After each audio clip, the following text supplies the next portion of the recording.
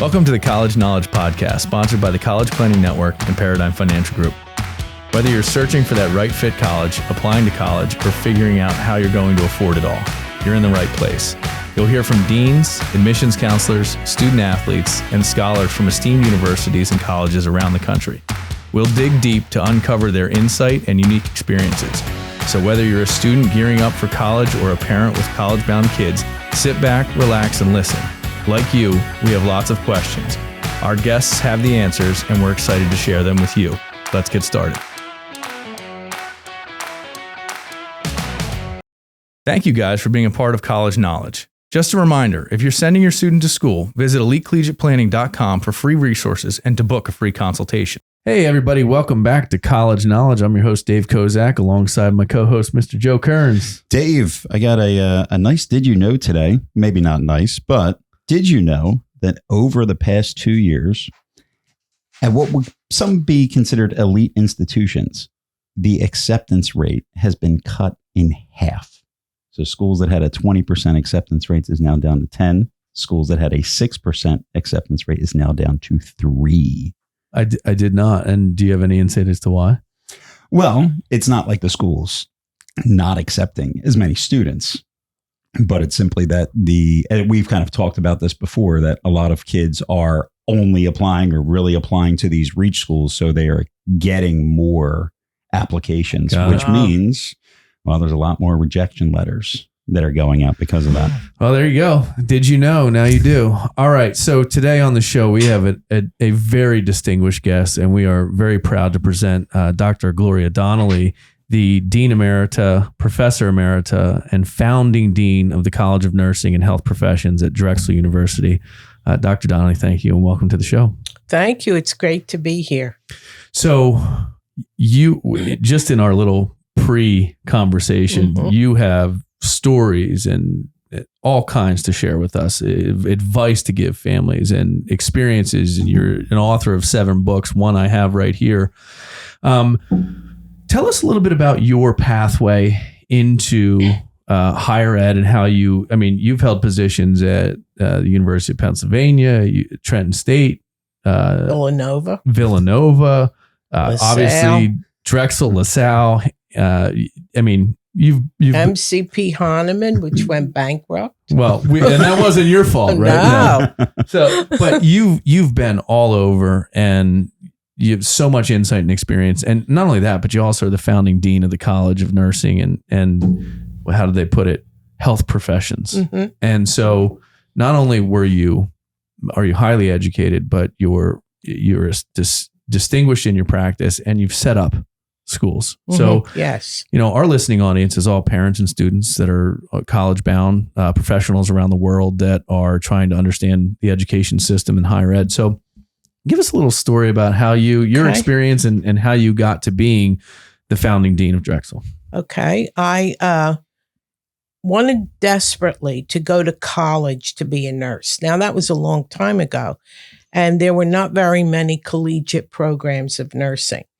But one Sunday, I was reading the Inquirer, and there was a picture of these nursing students in their uniforms, graduating from Villanova University. Mm. And I started looking into it, and I went to see the guidance counselor at my high school, which was in South Philly. Okay. And she said, well, you could try, but it's highly selective. But I did. I applied. My parents weren't thrilled because my father was a bus driver and he wanted me to go to school around the corner. Mm-hmm. My mother said I wouldn't make a good nurse because I never made my bed right. But I was determined to go to Villanova, and I was accepted. There were 56 of us in that class. I think we were the second class of the 4-year program, the first one to go through all 4 years. And I commuted. Mm. It took me 2 hours every morning to get there and 2 hours to get home. And I loved every minute of it. I certainly liked working with people. And I think if you don't like working with people, if you're a very extreme introvert, then it's not a profession that you would gravitate toward. But I did. But my awakening, my clinical awakening, and of course, when your parents and young people are looking for programs, whether it's nursing or physician assistant or physical therapy or any clinical program, you really have to take a look at and ask a lot of questions about where the school provides the clinical experience. Because in any nursing or health profession, it's the clinical experience where you learn the most. And that's crucial. So my clinical experience that was my awakening was at the United States Naval Hospital during the Cuban Missile Crisis. And we had 400 inpatients. They were flying these young men in from all over the Atlantic theater. And they were breaking down left and right because war was imminent. And we had 3 locked wards, 3 open wards. I was assigned to a locked ward, and I worked with very, very sick patients. But I had my own psychiatrist. I was assigned to a psychiatrist. I followed him around. I attended his group sessions. It was an amazing clinical experience. And I had this wonderful instructor that really encouraged me to pursue it. She saw that I had a knack for it. And there used to be a rubric in nursing school. They would say, you have to work 1 year in medical surgical nursing when you get out of school, because that's kind of like mastering the basics. So I remember saying to my instructor, do I have to do that? And she whispered in my ear, follow your heart. And I did. And I got a position at Eastern Pennsylvania Psychiatric Institute. And I was one of maybe 3 nurses in the whole institution that had a baccalaureate degree. So the director of nursing, the chief nursing officer, took a liking to me, and she began guiding me. And I guess I was there 6 months. She called me in and she said, I want you to go to the University of Pennsylvania on Friday and take a test to get enroll in the master's program. They're giving fellowships. So I said, well, what about my job? She said, I will arrange your hours so that you can do both. So I went on Friday. I always did everything she said. And I took the test. And they called 25 names. I was one of them, and I got the fellowship. How about it? So I went through, I got my master's. I had it in maybe 15 months. And then Miss Holmes, her name was, she hired me. She promoted me to staff development. And I began designing all of the education programs for attendants, for sort of nurse assistants. And I just love that position. And then I moved on. I went to, I worked at Villanova. I was on the faculty there for a while. I had a friend who I met in graduate school, and he became the chief nursing officer of St. Agnes Hospital in South Philly. And he called me one night, said, Gloria, you have to help me out.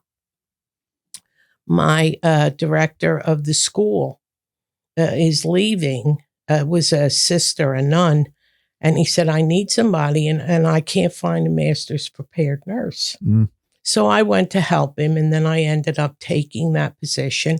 And that was my first educational position. So, for parents out there and young people looking for, let's say, nursing programs, there used to be, now there still are a few hospital schools of nursing in Pennsylvania, but there were hospital schools of nursing and 4-year nursing programs. a little later on, and actually around 1960, the community college programs began. Yep. And the community college programs in nursing were really an effort by the profession to bring nursing education into the mainstream of higher education and not have it controlled by the hospital. So I was working in this hospital school, and of course the physicians were always trying to push us around and order us around, and I ended up on a picket line outside the hospital. I was fired. So you have to be fired once in your career. Yeah. That's kind of a rubric for me. So that was mine. Check. And I learned so much. You know, you learn a lot in adversity. You do. And so when you have adversity, you have to step back. You have to look at what you did. And there was a Christian brother that I had befriended in the hospital. He used to visit the chaplain, and he was a dean at LaSalle University. And he called me. I was sitting home now 2 weeks out after this being fired. And he said, "Hi, how you doing, Gloria?" And I said, I'm sitting here thinking about what I'm going to do with the rest of my career. He said, "Let me ask you this. If you had to do it over again, would you still have protested? Would you still have gone out on the picket line?" And I said, "Well, I have to say yes to that." And he said, "Right answer. I have a job for you." And that's how I landed at LaSalle. How about that? And I loved LaSalle. Of all the places I worked, it was the place where the mission and the values were really lived. And I helped them design nursing programs. I stayed 17 years, and I absolutely love their philosophy. The Christian brothers really emphasized student support, teaching.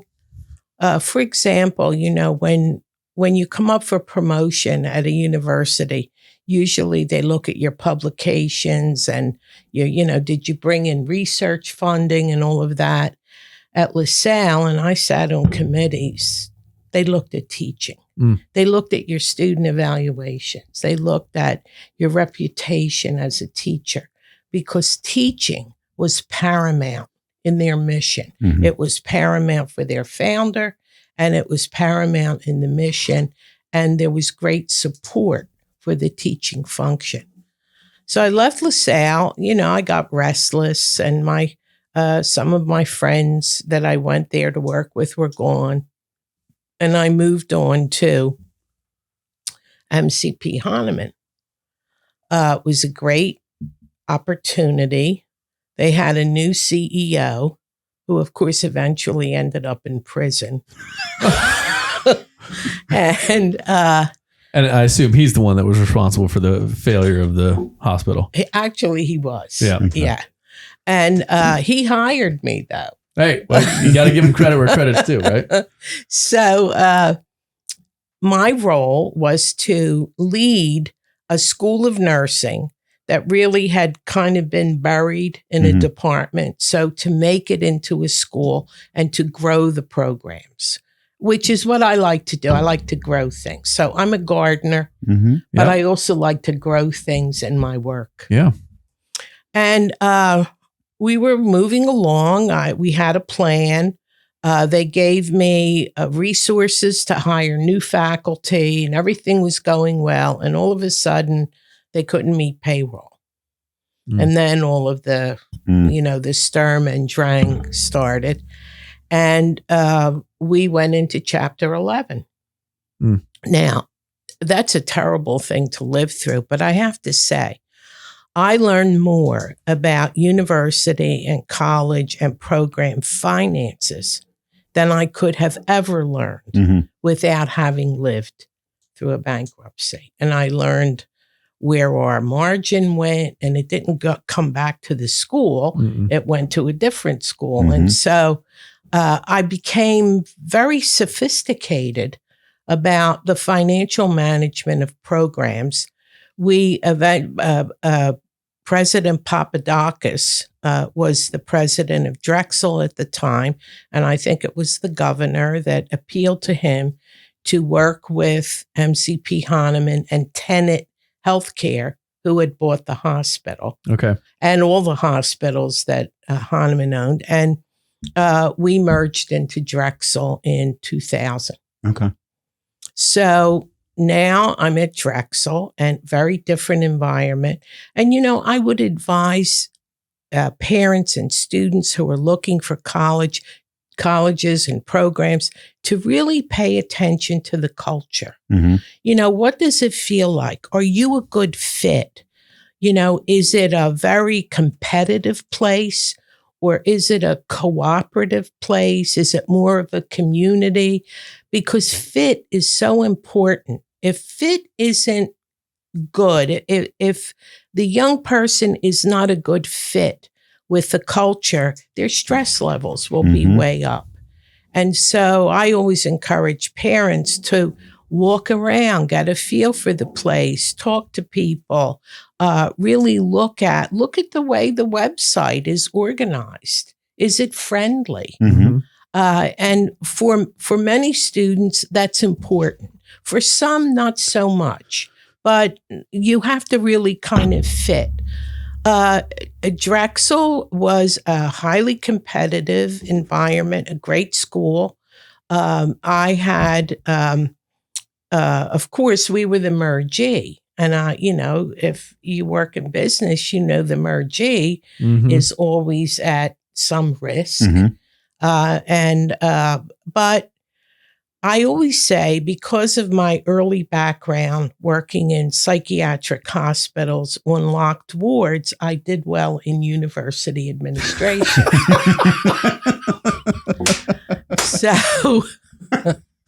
So I was able to manage. That's fantastic. Yes, the university administration and all of the, the challenges. Yeah. Some of the faculty would say, not the faculty that I brought in, but we should have never done this, and it was all public, newspaper columns or letters to the editor. The drama. We shouldn't be merging these folks into us. They're going to take our resources, that kind of thing. Well, I didn't, I listened to it, but we kept our heads down. The president of Drexel, I had some sort of bond with him, and he supported our school. And he would say to me, "You can grow it. You can grow it." And I did. And so they merged nursing and health professions together. Okay. And that really was a financial decision. You didn't need two deans' offices, all of that. But I was very careful with the health professions, and I asked the faculty of each department, do you want to be here or someplace else in the university? For instance, we had a psychology department at MCP Hahnemann. Well, they had one at Drexel, and the psychologists in my school said, we would like to be with Drexel psychologists. So I facilitated the move. The medical school wanted the physician assistant program back. And I went to the physician assistants and said, where do you want to be? And they said, we want to be here with you and nursing and health professions. So I said to the medical school, sorry, they don't want to be with you. So it was that kind of thing. We had about 1,000 students all together in nursing and health professions when I started. About what year was that? That's 2002? That was 2000. Okay, 2001. Okay. When I left, when I retired in 2017, we had 5,000. Wow. Nice. So we really grew nursing because Drexel has cooperative education. They're a co-op program. What a model for nursing. Absolutely. It was phenomenal. And it still is. I mean, their co-op program is still going strong. But we did a lot of innovative things. We we started one of the earliest accelerated programs in the country, Okay. which is second degree.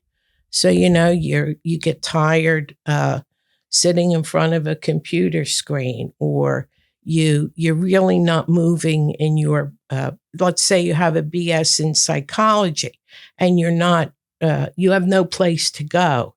So you're thinking about, what do I do now? Do I get the master's and then the PhD in psychology, or maybe nursing, is a faster path for me? And so we started one of the earliest accelerateds. And I guess by the second year, we were admitting 300 a year. Wow. So you not only did you see the need, but it just launched. Yeah, rapid. it was amazing. And I used to go to all of the receptions. We would have a big reception for all the admitted students. So these are all people that had degrees in another field. They wanted to be nurses. They would get a BSN at the end of, ours was 11 months because we were on the quarter system. And they would then sit for licensure and, launch their career. Mm-hmm. And I would go and talk to the group, just kind of mill around and say, how come nursing? Why are you doing this? And many of them were tech people who I guess at one point got tired just doing the tech stuff.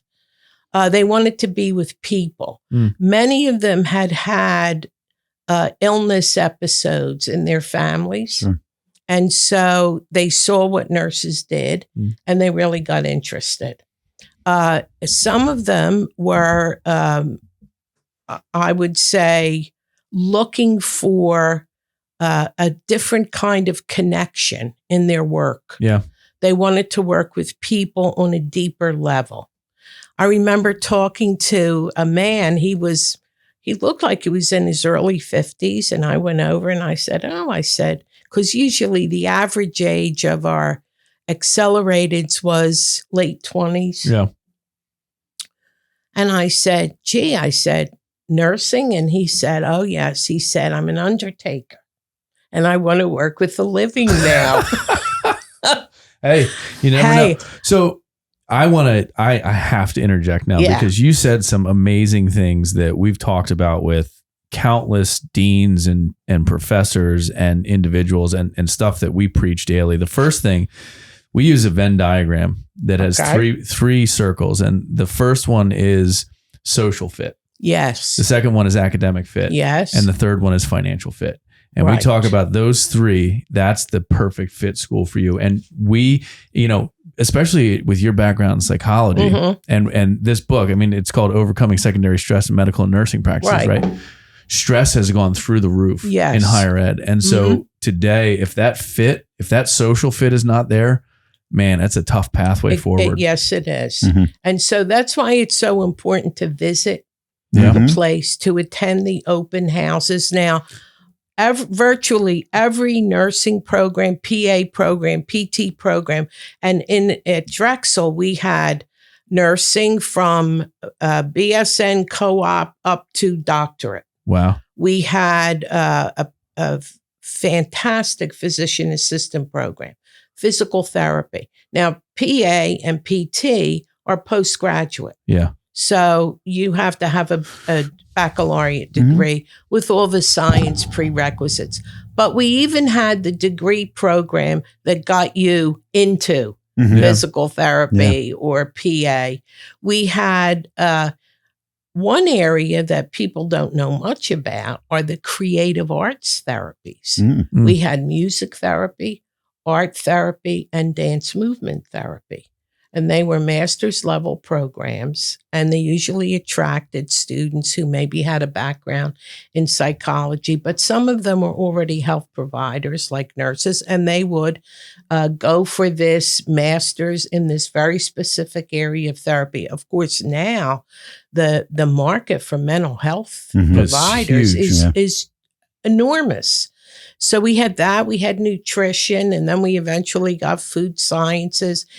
We had 12 accrediting bodies that visited our school. Mm. So we were always in some process of writing. But, it was it kind of became, it kind of became easy to do because we were so used to it. Yeah. And I paid a lot of attention to finances. So if we were making a generous bottom line, I would ask for more resources in order to support students and to support faculty. Well, and it sounds like the support of innovation and the new programs and expanding the reach. There's another thing that you mentioned that I think any good person in life has, and that's mentors. Mm-hmm. Yes. And your first one, right? You were That's talking right. about was you're at school and you went to work in the psychiatric ward. Yes. And she was like, you need to go get your master's. Yes, she did. Right. And that type of encouragement, support, and direction is Yes, it's unbelievable. invaluable. Mm-hmm. When Miss Holmes died, I got a call. I think I was at Villanova at the time. I was on the faculty for a short time at Villanova. And she left, Miss Holmes left something for you in her will. And I thought, really? And you could come, it was her attorney. It's just an envelope and, give me your address. I'll mail it to you. So this package arrives and there's a little jewelry box and I opened it and it was a gold, 18 karat gold bow. It looked like it was, wrapped into a bow and it had lapis on the tie. And in the back, it was a locket with a picture of the first place I worked, Eastern Pennsylvania Psychiatric Institute. And there was a note that she had left to, remember her and remember what great care we gave there. We want to help. Send your questions to info@collegeknowledge.net. These can be about college, finances, careers, and anything else you have questions on.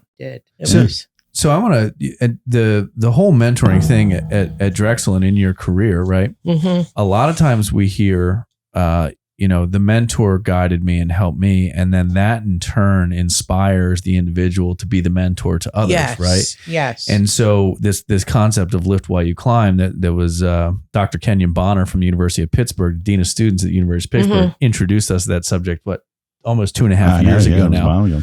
But how much, and Drexel being the co-op style institution, you have to make choices of career paths and things you're going to do. And so mentoring has to be a huge part of that. Right. Well, at Drexel, from my perspective, you sort of got double mentoring because you were mentored in your program, and all of us have professors that we gravitate toward. So you have that level of mentorship, but then you have co-op.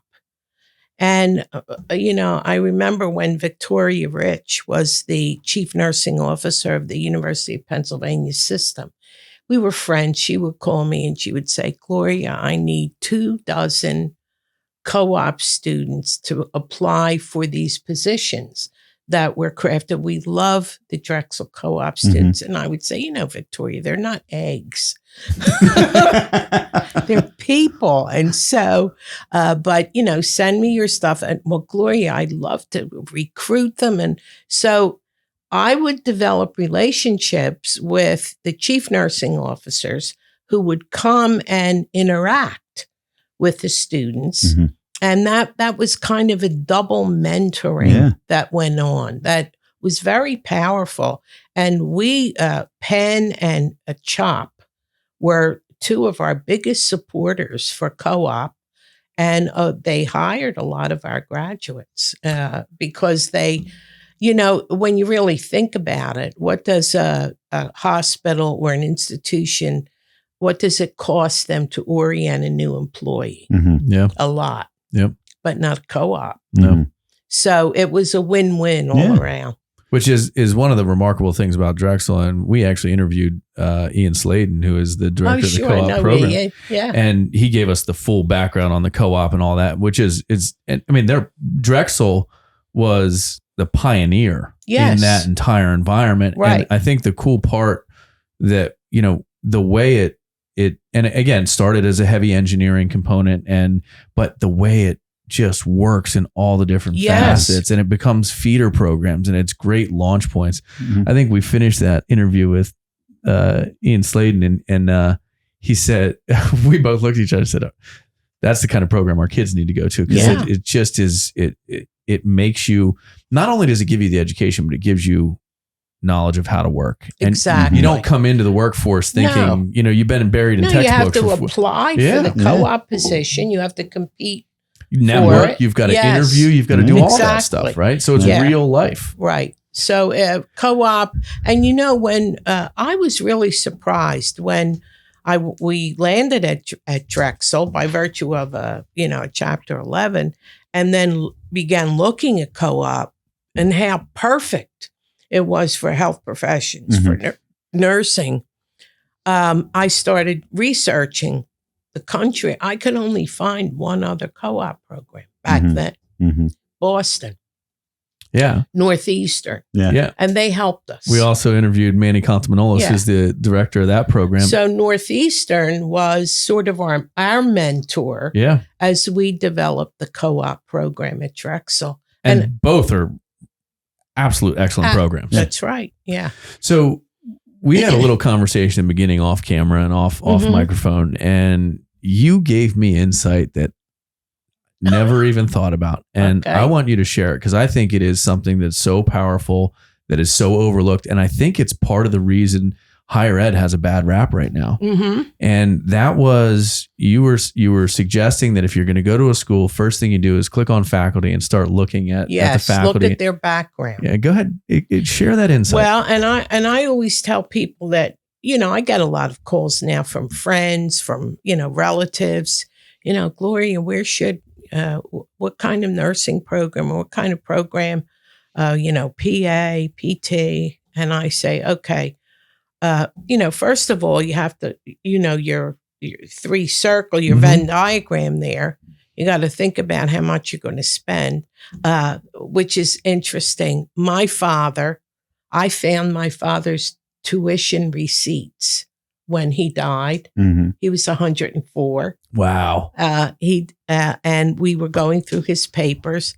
My 4 years at Villanova, because I added all the receipts up, cost $3,850. That doesn't even pay for a meal plan for a semester right now. Right. So, you're looking at all that, but I say you have to look at the quality of the program. What's their state board pass rate? The quality of the faculty. And how do you determine the quality of the faculty? Well, you go and look at their credentials. How many of them have DNPs, which are clinical doctorates? How many have PhDs? A lot of nursing faculty have EDDs. Have they really pursued that higher education so they could be the best teacher, the best researcher, whatever their bio says?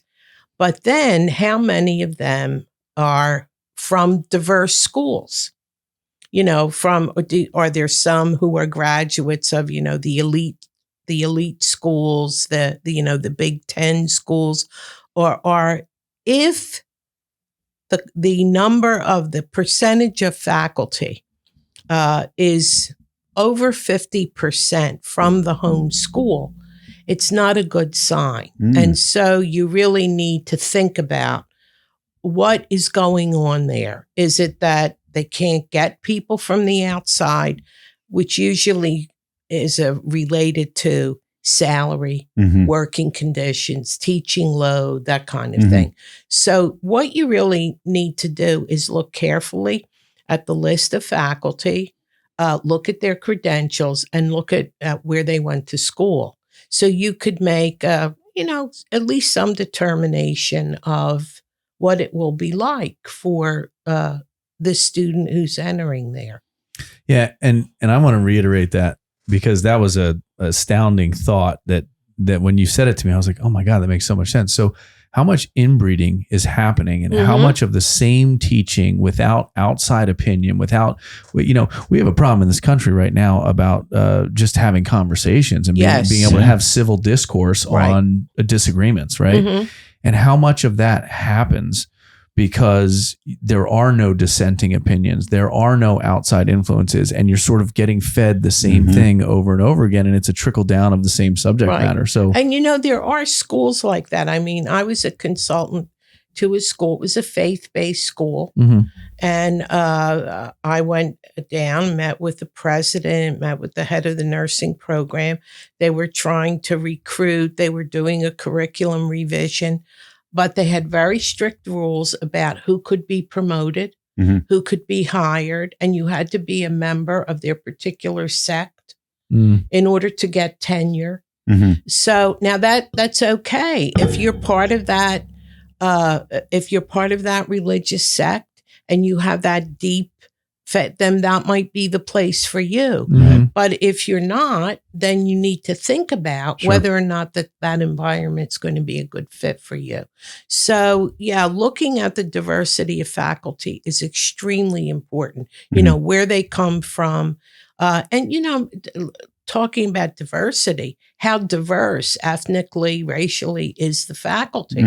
And that's an issue for students who are diverse students, because inclusion is such a big part of developing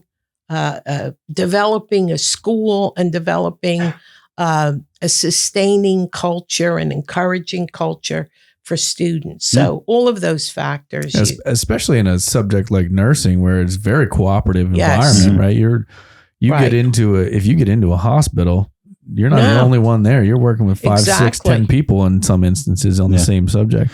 It's funny you say that, because I remember this conversation with my younger brother, and it was about diversity. And I said, the strongest type of diversity is the diversity of mind, of thought. Right. When you have different backgrounds of being able to educate, is not everybody. I think that is a key golden takeaway from our conversation today. It hit me like a brick on the head when you said it before the conversation. And because you do hear about colleges right now that, I mean, look, Harvard, right? And there's a lot of negative things happening there. Their legacy system. But it's this person went to Harvard. Oh, and this went to Harvard, to Harvard, well, wait a minute. Is this a problem that started years ago and it never been resolved? Or if we brought in people from the outside, it might have been something that was fixed. Right. It's just, my mind is running right now. And now it's about, I know my oldest is 10 years old, 5th grade. This is going to be something that I'm going to be spreadsheeting out and saying, okay, like how diverse, where do the professors come from? Where, what is their education? That is an amazing piece of information for parents. And Joe, you think about our interviews, the ones that have been just like unbelievable, where we walk away enlightened from the interview. It's, they're at a high rank at a school that they never attended. Right. They had nothing to do with that school until they became faculty. They're all, and almost every single one of them that had that power in our interview was working at an institution they never attended. Yeah. That's crazy. We can go back and look at that. Write that one down. There was another thing you mentioned that, and I brought the Venn diagram out: social fit, financial fit, and academic fit, right? Those three. But you talked about mission and value being lived at LaSalle specifically. Yes. And I think that's something that is overlooked incredibly. And it may not be something that's easy to discover prior to going, but, and you sort of then took that into the culture. And so the mission and value of education, it should be the mission and value of every institution. But it's not always, right? No, there's a financial bottom line, right, that you learned early in life in your profession. How important is the cultural, the mission, the value, the fit for the individual, and then for the institution to vocalize that? And do you see it often? Well, I think it was the strongest in all of the institutions I've worked at LaSalle. And it was sort of in their DNA. I'll give you an example. I was the chair of the Department of Nursing, and I used to teach. I had a small teaching load. I was the chair. I was developing things. But I used to teach in the evening. We had an evening program. And so my classes were always in Olney Hall. And I had about 30 nurses in a class, and I'd show up. And LaSalle had a system where, as faculty, and this is how they supported teachers. So you were going to give a class in Olney Hall. Let's say I needed an overhead projector or a film projector or something I was going to use in class. They had an office in the center of the building. You put your order in. You went to the office on your way to class. They had everything on a cart. It was no muss fuss. You didn't have to do any of that. It was supporting the teacher. Mm-hmm. So I go to class one night, but we had gotten some new equipment, and I took all of the students over to the lab. And we ended class over in another building. The next morning, I got a phone call from the provost. Gloria, I was walking around Olney Hall last night, and I noticed your classroom was empty. Where were you? Oh, I said, brother, I took the students over to the lab because we got some new equipment and we finished class there. Oh, thank you, Gloria. So I went to see my friend, the dean, and I said, gee, I got this phone call. Oh, he said, Gloria, he checks to see the faculty show up every night. Wow. He walks the hall and he looks in classrooms. And if you're not there, you'll get a call.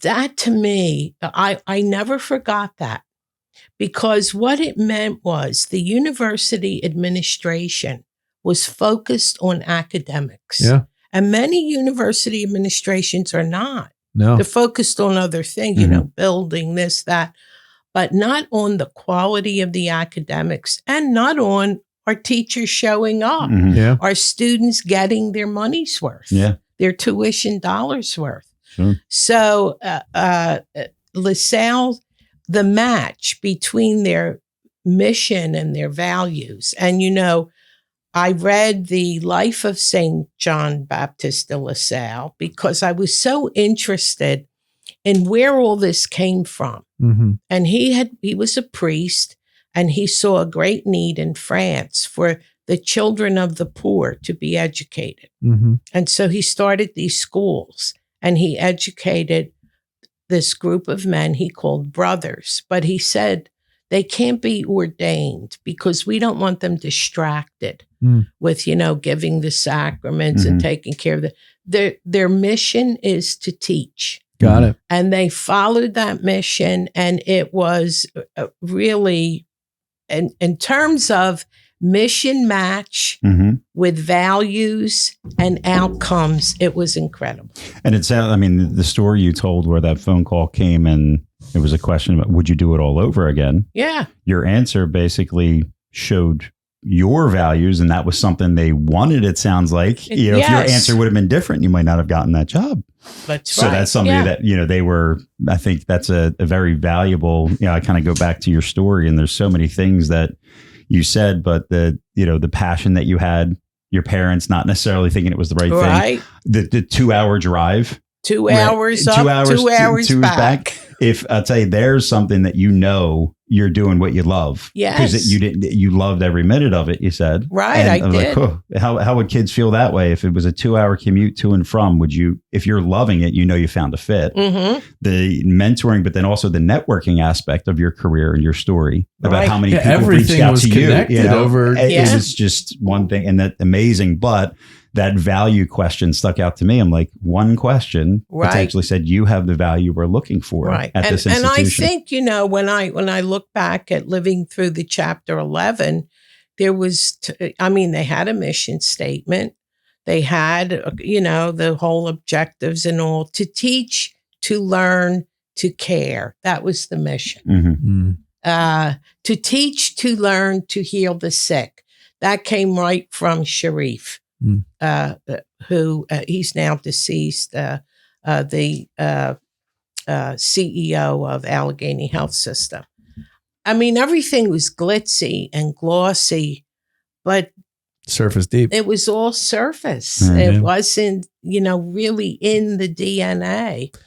Well, there's another thing you brought up, and I think this is something I'd like to ask you, maybe outside of your teaching, but your professional credentials certainly serves this one. You talked about adversity in a multiple. I mean, you had adversity from getting fired. You had adversity from the Chapter 11. You just a constant, right? Yeah. And mental health and adversity, I think there's a connection there. Some people rise to the challenge. Some people get suffocated by the challenge, right?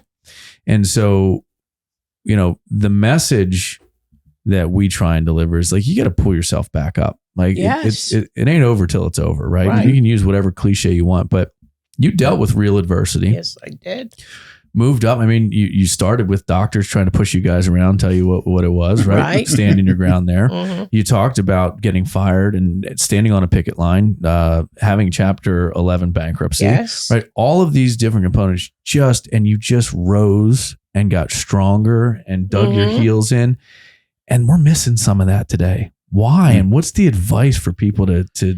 Well, I think, because I gravitated to the behavioral health disciplines in nursing and psychology and all. When you work in behavioral health, when you're a nurse, psychiatric nurse, a psychologist, you have to practice what you preach. So when I would hit one of these walls, I always say that my career has been like a luxury cruise with turbulence now and then and 3 rogue waves. Yeah. With a bankruptcy, getting fired, dealing with accrediting bodies, and always came through okay, but it's tough. So when you're a psychologist or a psychiatric nurse, you got to practice what you preach. You have to go for help. And so that's what I did all along. I mean, I've been through didactic group therapy. I even am a certified hypnotist. So I could put myself in a trance in a boring meeting. Which probably and nobody knows. Yeah. And I spent 10 years on the couch every week, 10 years with this wonderful psychoanalyst. And I probably would still have been there had he not moved out of the area. So you have to look at yourself and say, all right, how am I dealing with this? Could I have done anything differently? How am I managing dealing with a difficult administrator, difficult physician earlier in my career? Early in my career, I went all over the country, which is really the beauty of these health professions. They're so broad. You could take so many paths. So I worked in a psychiatric hospital, which is like working in an acute care hospital. And then I taught, and I had a business. I had a business conducting assertiveness training sessions, and I did it all over the country. So a hospital system would call me in for 2 days. I would give workshops to the nurses, how to speak up without being obnoxious. I mean, this kind of need, this need for this kind of, I would call it self-care management, it's profound right now. Because of all the stuff you read about, toxic work environment, bullying, violence in the institution. So I did that for, I guess, 15 years. I worked for 3M, the company that supplies ORs. And they had a service for their customers where they had a team. They assembled a team, and I was on that team. And we would do like 3 cities in 3 days. And I would be the after lunch assertiveness training. I'd give them a session. And in the morning, they would do equipment reviews and this and that. So, you could do almost anything.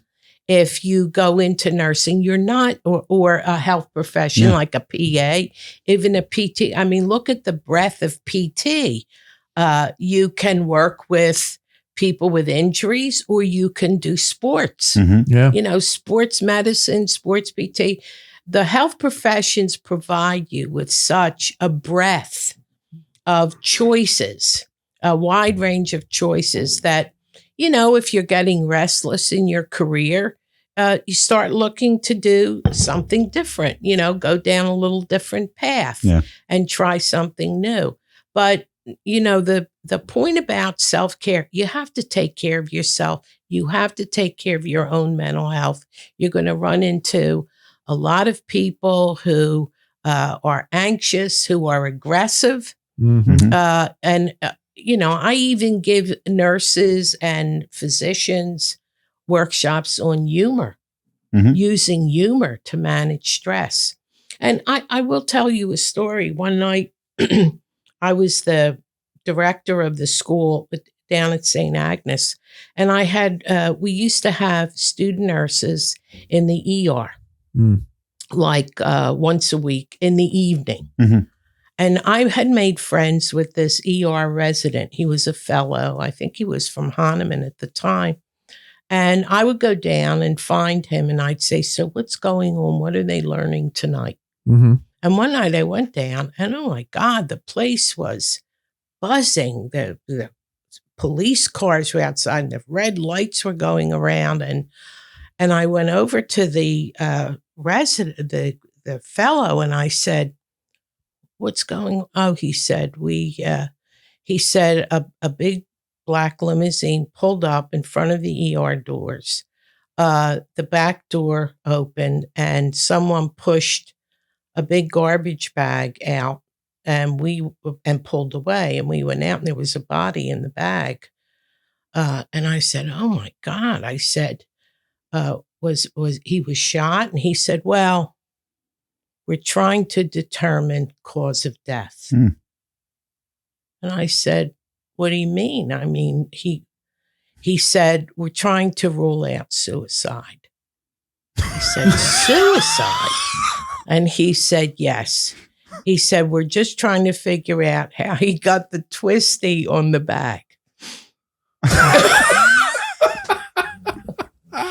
And we both looked at each other and laughed. Now, what was going on there? Gallows humor. This guy was under so much stress. The whole staff was. The police had, were all over. They didn't know if the limo was going to come back. There was fear. There was all. And he was using humor to manage his stress. And so I use that as an example when, you don't go around saying that publicly, but to a good friend, you can use that kind of humor. So using humor, taking care of yourself is crucially important and really something that should be thought about at the beginning of the career. How am I going to manage all this? Well, and I think it's a couple of things that I think are awesome. You practice what you preached, right? So using the tools that you learned yourself, you were using them to help you. I think there's another thing that maybe was in between the lines, but I heard it loud and clear, which is you have to, as an individual, figure out how to help yourself. And so it's not that you can't have others help you. It's that you have to know if that is your pathway, if that is how your help works, how you get better, right? And so part of that is discovering what satisfies you, what helps you get through tough times, and being able to go there instead of go internally and sort of melt. I'm so glad you said that, because right now, I also edit a journal. Okay. I've edited this journal for 45 years. It's called Holistic Nursing Practice. And we get tons of articles about programs that institutions are putting in place to help their staff manage the stress of the work. And I'm also a follower of Adam Grant, the guy Wharton. Okay. And he's got a website called Granted. And he writes a lot about the psychology of work and all of that. And he recently had a posting on his website on toxic positivity, where the environment you're working in is telling you have to be positive all the time, and then they bring these programs in that are, quote, mandatory positivity. I mean, really. So it's right. You have to find your own way. Nobody can really mandate the way you're going to take care of yourself as a health professional, even as a student.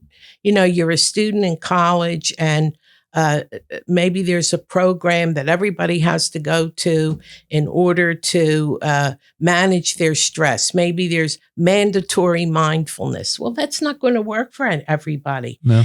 Maybe a third of the folks in that mindfulness class would do much better running around the track. Yeah. Because that's a form of meditation, that kind of physical exercise. So you have to find your own way and then pursue it, because it's your responsibility to take care of yourself. Absolutely. Awesome stuff.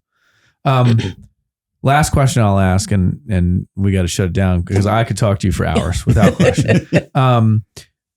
Best advice you can give students, particularly in pursuing higher ed? Doesn't have to be profound, but what's your sort of thought on, hey, you're headed off to college. What's the advice you would give people? Okay, so I would tell them this. When you're looking for a college or a program or a career, pretend that you're writing the final paper you're going to submit in your high school program. And this paper is crucial to your finishing up, getting out, getting a good grade, and getting in. And you know that for that paper, and in order to earn that grade, you have to do exquisite research. And that's what I would tell students. Do your homework about where you want to go, how you want to feel, how you want to fit in. Know yourself. And of course, talk with your parents or whoever's going to support you about the finances of all of this. So get the big picture and then begin exploring, and never, ever be afraid to ask questions. Never. If you hold back and you don't ask those crucial questions, then you're not going to know what you're getting into. But more importantly, if you don't get answers, or if you get brushed off, you know it's not the place for you. That scene. That is a mic drop. Thank you so much, Dr. Gloria Donnelly. Incredible interview. Thank you. Awesome insight. This has been College Knowledge. I hope you guys liked it. Please subscribe, share, and pass on to your friends. We can send your student to the school of their dreams and send you to your dream retirement. Visit us at elitecollegiateplanning.com to get started.